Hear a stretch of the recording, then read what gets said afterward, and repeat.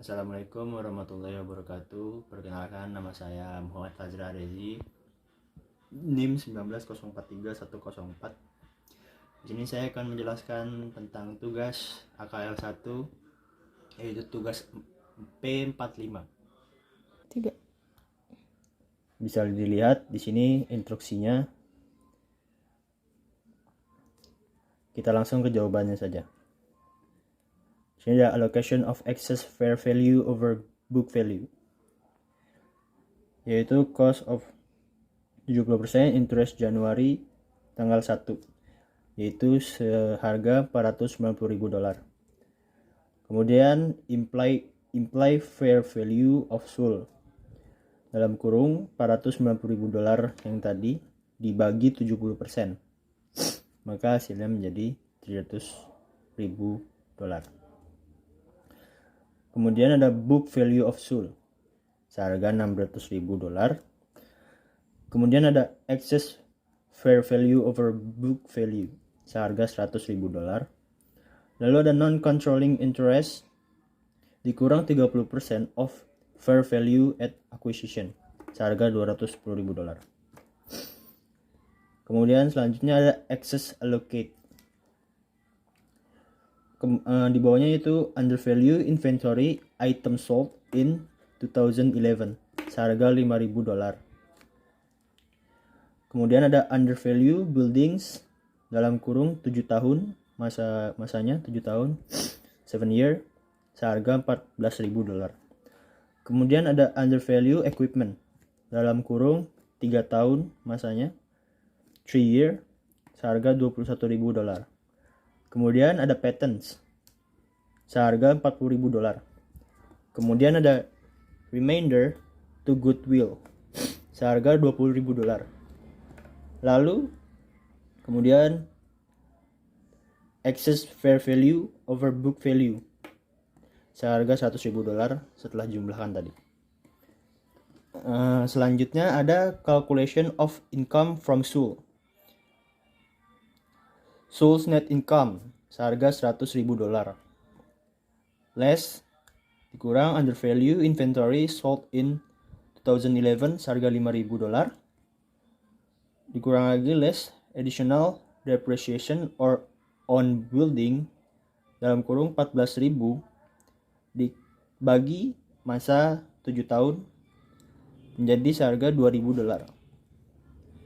Kemudian ada less dikurang lagi additional depreciation on equipment dalam kurung $21.000 dibagi 3 years seharga $7.000.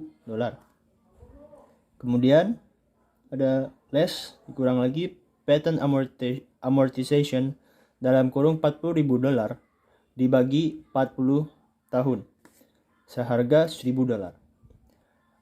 Lalu sales adjust income, yaitu pendapatan yang sudah di adjust penyesuaian seharga menjadi $85.000. Lalu ada PARS 70% diskon controlling interest share seharga $59.500. Kemudian ada non-controlling interest 30 share seharga $25.500. Lalu kita lanjutkan ke work paper entries for 2011, kertas kerja. Pertama di sini ada income from sold seharga $59.500 dalam debit. Kemudian ada dividends seharga $35.000. Lalu investment in sold $24.500 di kredit. Kemudian yang kedua ada capital stock seharga $500.000. Lalu ada retained earnings Januari tanggal 1 $100.000. Kemudian ada unamortized excess seharga $100.000 di debit. Kemudian ada investment in sold seharga $490.000. Lalu ada non-controlling interest Januari seharga $210.000 di kredit. Jadi hasilnya $700.000 balance di debit dan di kredit. Kemudian ada yang ketiga, ada cost of sales for inventory items seharga $5.000 di debit. Kemudian ada building net seharga $14.000. Kemudian ada equipment net seharga $21.000. Kemudian ada patents seharga $40.000. Lalu ada goodwill seharga $20.000. Lalu di kredit ada unamortized excess seharga $100.000. Yang keempat ada depreciation expense seharga $2.000. Lalu ada buildings net seharga $2.000.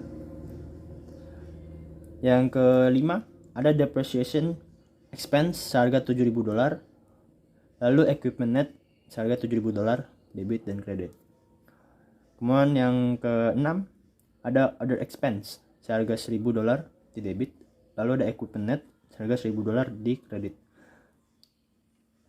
Yang ketujuh ada accounts available $10.000. Lalu ada accounts receivable $10.000. Yang kedelapan ada dividends payable seharga $14.000. Kemudian ada dividends receivable seharga $14.000. Lalu yang terakhir ada non-controlling interest share seharga $25.500. Kemudian ada dividen sul seharga $15.000, non-controlling interest harga $10.500 kredit. 3. Segitu saja yang bisa saya sampaikan. Kurang lebihnya mohon dimaafkan jika ada salah kata. Saya akhiri, wabillahi taufiq walhidayah. Wassalamualaikum warahmatullahi wabarakatuh.